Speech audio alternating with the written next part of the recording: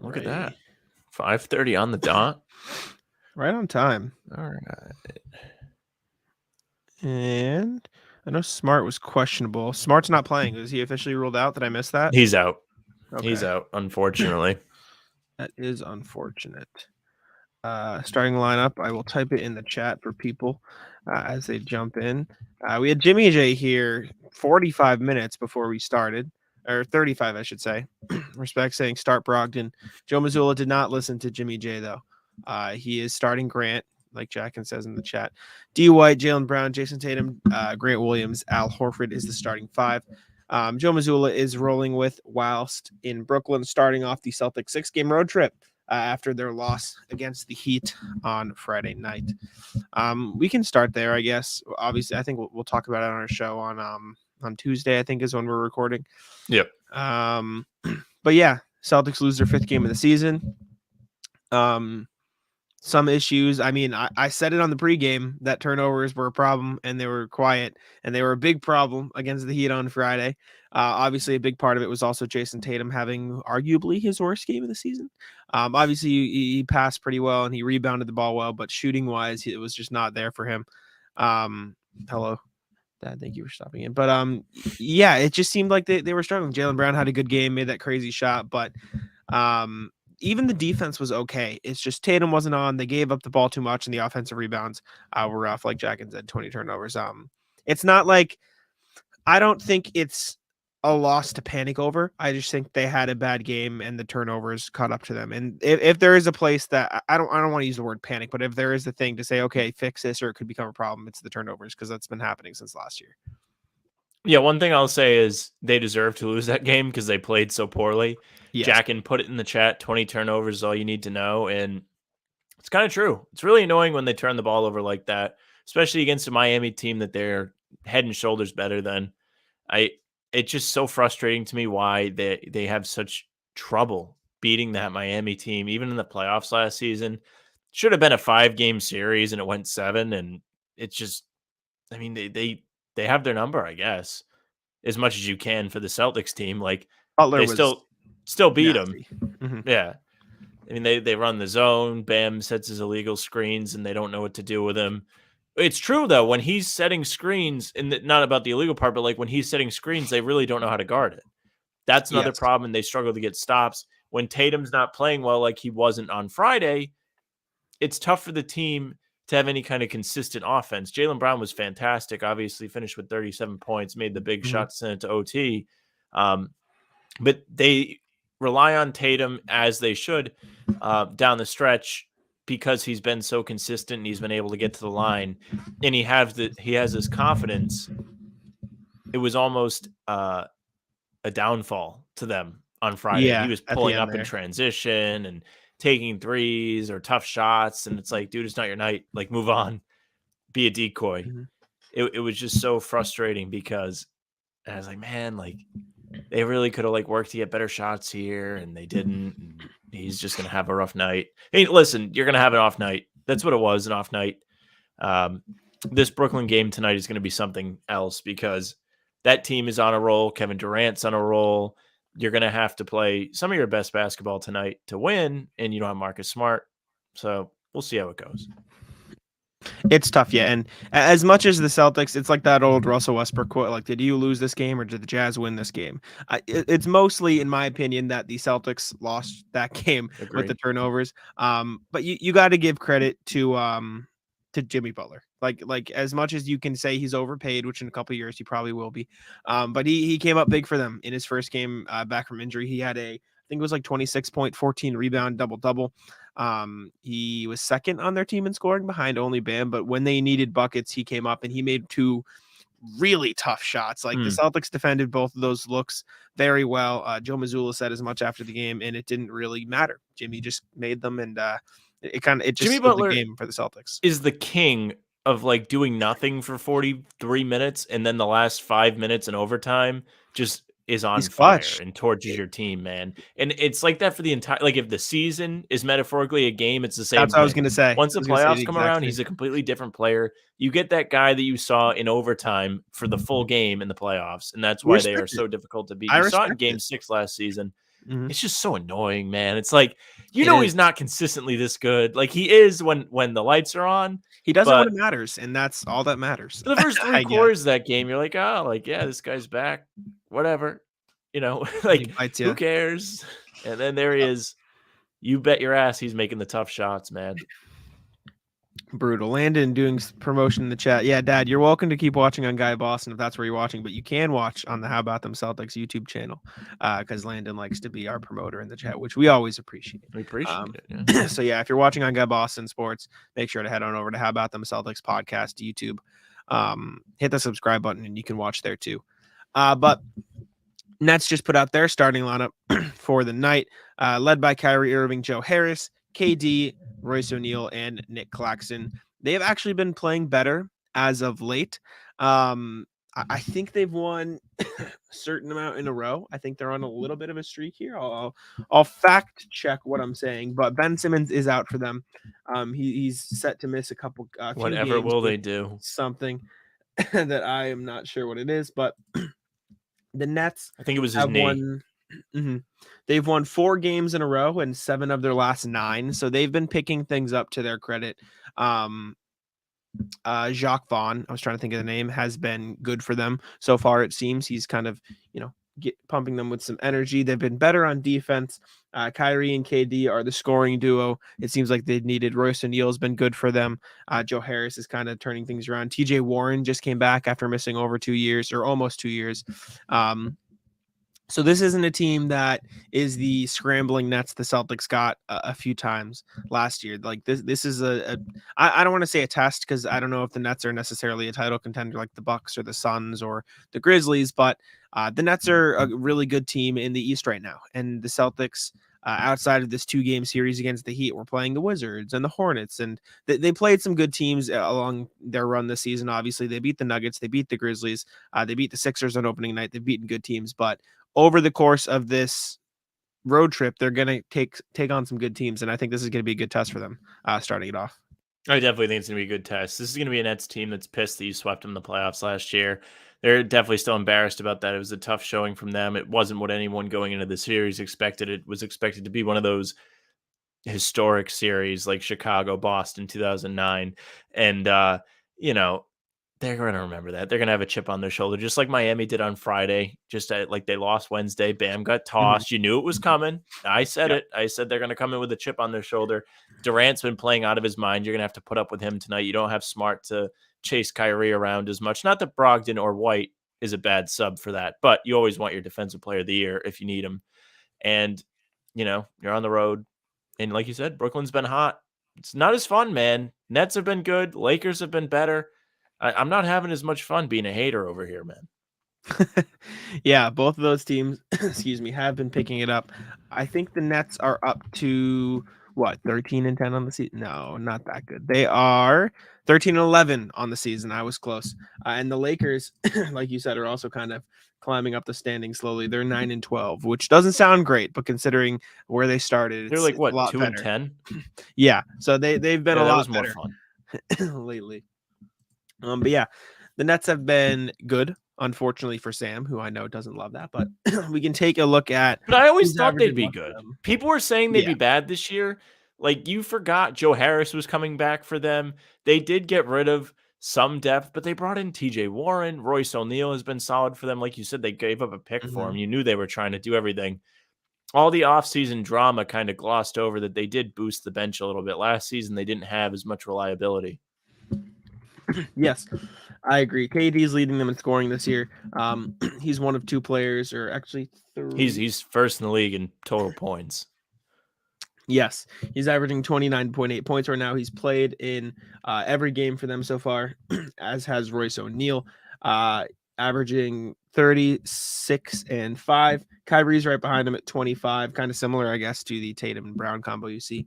But after that, there's a more stark dip off, I guess, in points, because you got Brogdon, D. White, and Smart averaging around 11, 12, 13. Nick Claxton's at 12 and Warren's at 10. But after that, you got O'Neal at 10. You got Seth Curry at 10. You've got Joe Harris at 8. So they've just got a lot of good guys on the roster who can make shots. You don't want Nabe as a guy to watch out for too. He's been I was just red about to hot. say that. I'm glad you said his name and I didn't have to try.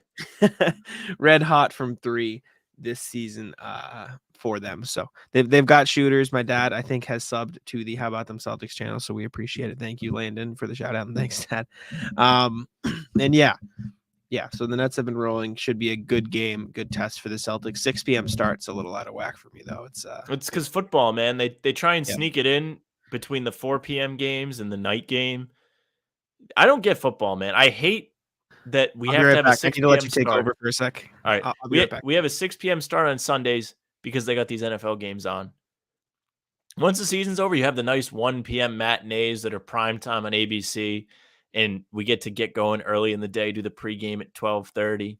We got to sit around all day and wait for football to wrap up, man, so they can stand around for like 3 hours. They play like 11 minutes in an NFL game. You know how much those guys stand around? It's so ridiculous that people get so hyped for the NFL. It's so lame.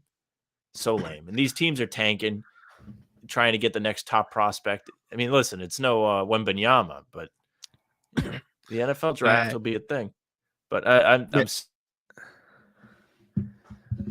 Oh, hello. Did I freeze or did Sam freeze?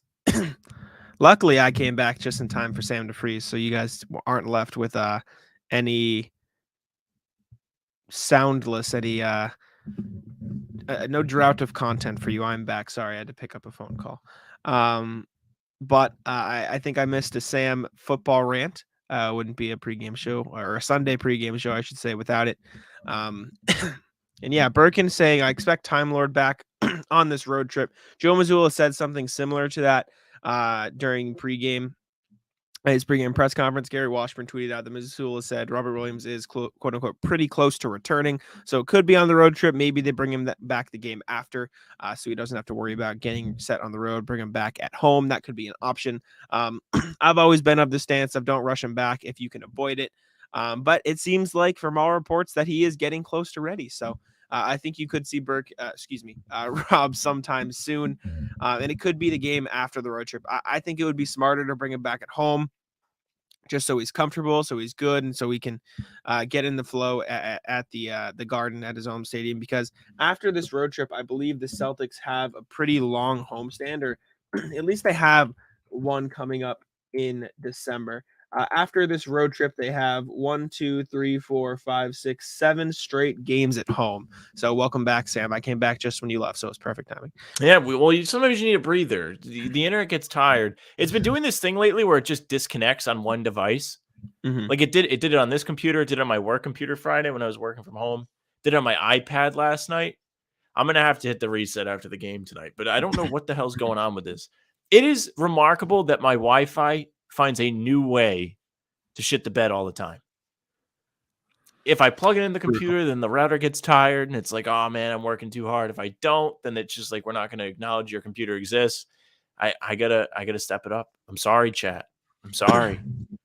Tough. I mean, it's fine. I had to take a phone call anyway, so we both can take it out there. But we were just talking about Rob Birkin saying he expects Time Lord back on this road trip. Before the game, Joe Mazzulla said that he is quote unquote pretty close to returning. And my theory is I don't think he'll be back on the road trip, but I think he'll be back the game after, because you look at the schedule, they have 6 games in a row on the road, but then after that they have 7 straight at home. If I'm the Celtics, I bring him back right after the road trip so he can play 7 straight at home, because I think that would be, I just think Sam is such I think that'd just be the smartest move, right? Bringing him back on the road is fine, and it's like he'll have to play games on the road eventually, but like if you want to get him comfortable after being out for this long, bring him back for a 7-game home stretch in December. That just sounds like the best plan of action. So prediction here, December 16th against the Magic. I'll be there.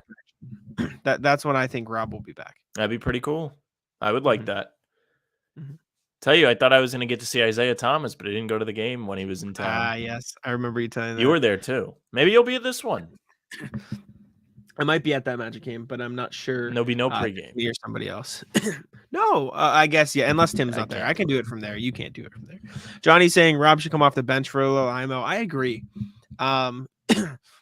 I don't necessarily think it'll be a permanent thing, but I wouldn't rule it out being a permanent thing. And I don't think he'll not play starting minutes, but I don't think starting matters as much as closing. And I also don't think that the best version of this Celtics team is a double big lineup.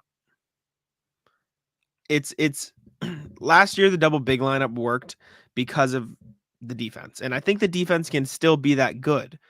But what makes this Celtics team so good is the offense. And you don't have to like it, but to expect the Celtics team to go from all offense to the defensive monster they were last year, I don't want to say it's unrealistic because I do think they can get up to that standard. But the reason the Celtics team is so elite at offense, so historically great at offense, is because they can shoot the ball. And Rob can't shoot the ball. And I'm not saying that means he shouldn't get minutes. He should get 30 minutes a night. He's an all-star caliber player, I think, at his peak. And he's obviously an all defense player. But I do think he should come off the bench. And I think one big lineups with either Hauser or Grant Williams or, whatever it is, might suit the Celtics team better in terms of spacing. And obviously Horford can shoot the ball, but I don't know. I just don't necessarily think it should be a given that he's the starter. See, I think you have a point with him not being able to shoot. Cornette can shoot, in fairness to you. He just doesn't. You're right. He doesn't. And he plays a similar role to Rob. And he's done it well, and he's Luke Cornette, right? He's not Rob. He's shooting like 68% from the field, a career high off the bench in limited minutes. If you want to bring Rob off the bench to start, that's fine. He'll fill that role and maybe get his confidence up. As far as the offense being the thing that's propelling this team, it's absolutely true so far. All the threes, they're shooting super well from three. They're efficient. The bench itself is really efficient on its own. However, this team last year was really solid defensively. When they had everybody, they were a well-oiled machine. You take a piece out, things fall apart sometimes. That might be what you're seeing defensively this season. So if you put Rob back, you put him in the starting lineup, you could very well see a defense rise back up to the level it was last season. I think so. Yeah. However, you don't have Udoka coaching the team. You have Mazzulla coaching the team. Two different guys. But Mazzulla was on the staff last year, so it's not like he doesn't know what they were doing. We'll see. I don't think it's going to be a negative. And Landon has a decent point. Rob does have a nice little jumper. It's not a three-pointer, and it won't be a three-pointer when he comes back. But he was pretty good from the mid-range last season, from what I remember. I don't remember him taking a lot of shots from there, but when he took them, it felt like he made them because they were daring him to shoot. So when he comes back, we'll see what he's improved upon. I'm sure he's been working on that a little bit in the gym over the time he's been rehabbing because he's had to be stationary. You have to do something, right? Yeah. We have a good crowd here for NFL Sunday, by the way. We do. We've got a conversation going here saying lob threat is spacing. I totally agree. He's going to be great at catching lobs from the Celtics, and that'll give them another option on offense. Birkin saying underestimating his offensive impact, and yes, he's going to bring more to the offense. And when you say offense isn't just threes, sure, but this Celtics offense is a lot of threes. It's like I understand 3-point shots aren't the entirety of the game, but this Celtics offense is built to get good 3-point shots. And when one player on the floor doesn't shoot those shots, they kind of have to change the way they play a little. And Luke Cornette has been able to bypass that by setting high screens, passing the ball out of the post, and being an option down low. And I think that's what Rob will do. So I'm not saying he's not going to fit. I just think you have to take into account the new Celtics offense when you're bringing him back. And like Johnny was saying earlier, he's coming off of major surgery. Let's not rush him back. Having him come off the bench and slowly get in here, and he should be fine. We have Jimmy J saying Brogdon will show the difference between an OKPG and an upper echelon point guard. I don't know if that's a shot at Marcus Smart. Brogdon's been great this season, though. Zula had zero confidence in White during Miami. Don't like him starting over Brogdon. Brogdon better play more minutes. Brogdon's been great this year. I think he's been a really good second in the league in 3-point shooting. Yes, he is. He's shooting 49%. Derek White, however, is also shooting 45%. White had an off game against the Heat, just shooting wise. Those will happen. I think the minutes are pretty good right now. Derek White's playing more than Brogdon.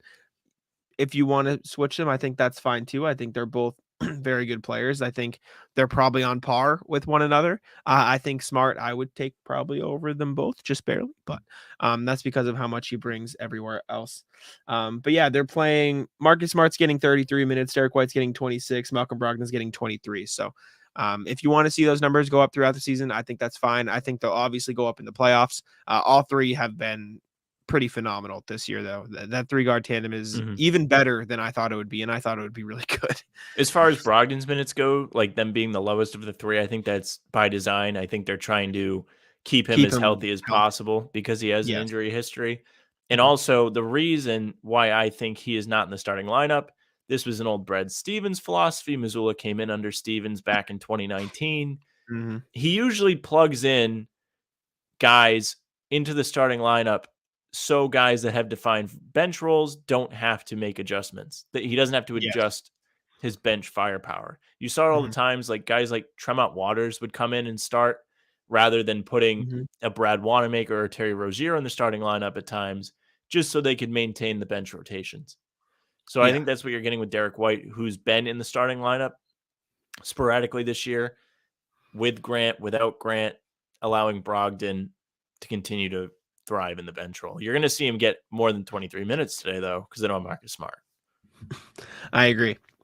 I think he'll get some good playing time tonight as well. Since we have a good crowd in here, I'll remind everybody once again, if you're watching on Guy Boston Sports, make sure to jump on over to the How About Them Celtics podcast YouTube channel, hit the subscribe button, and then it'll tell you in the chat all over again. But if you're watching on Guy Boston Sports, head on over to How About Them Celtics podcast. We dropped a podcast with Bobby Manning the other day. He's of CLNS Media. He's a great guy. It was a good conversation. Talked about Al Horford's contract extension, Robert Williams' potential return, which was talked about here, obviously. And a bunch of other fun stuff, including is Jayson Tatum the best player in the world, which was phenomenal timing for him to have his worst game of the season. But that was a great conversation. We're dropping constant content out for you guys. So head on over to the How About Them Celtics podcast YouTube channel, hit the subscribe button, and we'd appreciate it. Derek's a better defender too. I agree. I think he's probably a bit of a better defender than Brogdon, especially with the injury history. Wrong with Smart, hip contusion. I think he'll be fine. I just think they don't want to risk it this early in the season. There's no point. He does have a history with that hip, though. Not that it's going to be like oh my God, he's out forever. But the reason why he's sitting tonight, one, it is a chronic problem. It's something that's nagged him in the past. And two, Horford's probably going to sit tomorrow. So they probably said, we're going to sit Smart. One of these games, we might as well make it the one where Horford isn't sitting. That's my guess. If they're going to have to be cautious with Smart, they wanted to kind of pick their spot with it. They didn't want to have to overload on rest against a Toronto team that's competitive. I agree. Yes. What was I just going to say? Oh, also Marcus Smart, since we're talking about him, shooting 34.6% on the season from three. How's that? You waited long enough to say from three. I thought you were like going to crap on him for a second. No, he's shooting 45% from the field, or 44.9% from the field, 34.6% from three, which is slightly better than Jaylen Brown. So if you still think Marcus is a bad 3-point shooter, he's shooting better than Jaylen Brown. So watch your mouth. Lupe, didn't know you were for Celtics vlog. Yes, I do. I appreciate it. I wrote something after the game the other night. I'll probably be something else for me out of this game tonight as well. Smart is pretty much a football player, tough as nails. Yes, he is. Smart is my favorite. He was mine growing up as well. Bergen saying, yep, legend. Grant will be interesting in terms of a contract. I agree. You heard the rumblings yesterday about the Miami Heat being interested in Grant Williams. I tweeted this out. Excuse me. I understand the interest. Greg Sylvander of 5 Reasons Sports, he's a credible source, obviously in the Heat media. It's fine. And it's fine for players or teams to be interested in players. The Celtics are probably interested in lots of players around the league, right? It's just a matter. The Lakers had quote unquote internal discussions about a Vucevic DeRozan trade. That doesn't mean they've talked to the Celtics about, or the Bulls about it. You can be interested in players within the organization. My thing is, if I'm the Celtics, I match whatever money Grant gets in free agency this summer, and that's that. The only trades that I think would, I don't want to say make sense, but like that would be make sense financially, at least. This is how I laid it out. Strus and Haywood Highsmith. I don't think the Heat would say yes. I don't think the Celtics should say yes either, but I don't think Strus would be on the table if I'm Miami because he's too important. I think the Heat would probably prefer something like Haywood Highsmith, Omer Yurtseven, and a first-round pick, which obviously the Celtics wouldn't say yes to. The only reason they would is if they don't want to pay Grant that badly, and I can't see that being an issue. And the only slight middle ground I think you could find would be Caleb Martin, Haywood Highsmith, and a first, which would help the Celtics because Caleb Martin could kind of play Grant's role for a much cheaper price for the next season or so, which would help them with their tax bill. He's not a terrible player. He's obviously not Grant. And I don't think the Celtics would say yes to that either, but you get a draft pick back or future trades. You'd have a cheaper guy in the books. The Heat would have to worry about paying Grant, which would even, increase their tax bill even more. But again, I don't think any of the trades are realistic, and I don't think it's happening in Birkin. Unfortunately, you can't pay him now since he didn't extend him by the start of the season. He's now going to be a restricted free agent next summer, no matter what. I agree with Birkin's mindset. They should have paid him. They should have paid him before the season started because now he's hitting step back threes. Yes, he is. like before the season, we all didn't know Grant could do that. He's like pump faking and doing a Harden step back and drilling him. He's so confident shooting the ball, and you didn't pay him. But yeah, I mean, Miami's interested in everybody, dude. Like you said it best. Like teams are interested in all kinds of players. It doesn't mean there's any substance to it. If a guy hangs 18 on you off the bench, right? He did come off. I don't blame him for being Friday. interested. Yeah. Yeah, he was like super efficient. He made big shots. Like, yeah, what do you want? Like, of course they're interested. I'd be interested. I don't even have a team. I'm interested. You want to come play pickup? I agree. But like I said, those are the only deals that would make sense financially, and I don't think any of them make sense for the Celtics. Or also, not for nothing, Miami. I mean, the Celtics are not in a position where they're going to want to be selling. Like the team's nasty. They're not going to be like trying to get rid of players. Who, the Celtics, you mean? Yeah, they're not they're not going to be trying to like sell off rotation players. Peyton Pritchard, maybe, because he doesn't play. Even then, he's important to have like on a day like today where Marcus Smart is not playing. You need a third guard to fill in. He's your guy. And he's really solid and could play on literally probably any other team and get good minutes. He's just behind the best guard rotation in the NBA. I agree. And off topic because it's not Celtics, but if I'm the Heat, I just try to trade for PJ Washington instead. Because if I'm Charlotte, I wouldn't mind selling for a first-round pick at this point, and I think that'd be an easier trade to do. But hit it. It's time for you guys to win. Pick of the night presented by Smash the Odds at Smash Odds on Twitter. They have all your betting picks, giving you winners daily. They are 13-4 on our show. Their pick tonight: Kevin Durant over 29.5 points. It's probably a good bet. Guy's been on a heater, shooting like 70% over the last however many games. My pick typically is also Jack's pick. Derek White over 12.5 points. He's been on fire lately, and he's going to have an increased role tonight. Do you have any specific picks, Jack? Grant threes is about even money at 1.5. I don't know if there are any. I'm looking right threes now. Is plus money, I think, at 2.5. I'm looking right now. Derek White was going to be my go-to, but you have a habit of stealing my pick. I keep you on your toes. I'll look for a second here. Jaylen Brown over 6.5 rebounds is plus 100. Those are pretty good odds for you since coming off a monster rebounding night for him. Outside of that, you got Malcolm Brogdon over 4.5 assists at plus 105. I think those are pretty good odds for you. For threes, you're getting plus money on Joe Harris over 2.5 because he's been cold, so that's not terrible. Kyrie over 2.5 is plus money. Grant Williams over 1.5 is about even, but it is plus money. So if I had to go something, Grant Williams over 1.5 threes, Jaylen Brown over 6.5 rebounds. I think both of those are probably the bets. Okay, Jack giving out multiple picks. There you go. One-upping me. Quick look at DraftKings, and I'll tell you what I think. Jack's been giving out winners. Yeah. I've been doing good. We swept last time. All 3 picks hit on Friday. We should have kept the tally for us personally. We can move them forward, but it's a lot of work. Okay. Smash the odds. 13-4 on the picks. Check them out. But yeah, like Landon said in the chat, hit the sub button if you haven't. There are 8 of you watching on How About Them Celtics podcast YouTube channel. There are 8 of you on Guy Boston Sports. If you are on Guy Boston Sports right now, if you're on YouTube, look down, look what channel you're watching on. If the channel you're watching is Guy Boston Sports, jump on over to the How About Them Celtics podcast YouTube channel and leave us a like on the stream. Help us see more people, expand the community. We had some nice new faces in today. Jonathan, I've seen you a few times, but not one of the regulars necessarily. I guess now maybe you're a regular, Jonathan. I appreciate you. Johnny was in here earlier. Lupe popped in, some new faces and new places. Jimmy J made a reappearance after I don't think I've seen him in a while. It's been But a while. yes, like Lupe says, go Celtics. But yeah, He hop said, on "Nah." over. Nah, not a regular. Jonathan doesn't like us like that yet. We'll make it. We'll get there I thought you eventually. were saying not as subscribing. Oh, you don't have to It's very subscribe, but we unkind. appreciate it. No, if you thought Hop we were on funny, go over. subscribe. Hop on We over knew to what the we How were About Them talking about. Celtics podcast YouTube channel.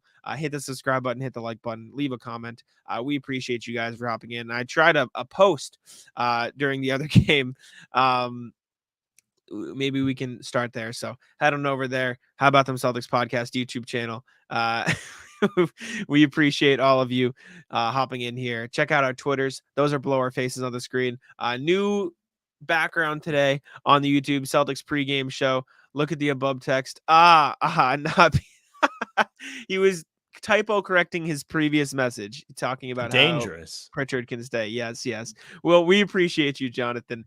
Subscribe to the How About Them Celtics podcast YouTube channel. We'll have a new full podcast out there on Wednesday, I believe, maybe with the guest, or is that later in the week? We're supposed to have a guest. Okay, we'll have a guest. Not going to reveal that, obviously, but should be a guest for you guys on the podcast for Wednesday. Check us out on Twitter, Instagram, and TikTok at How About Them C's, How About Them Celtics podcast, and all podcast platforms, and YouTube. Again, hit the subscribe button.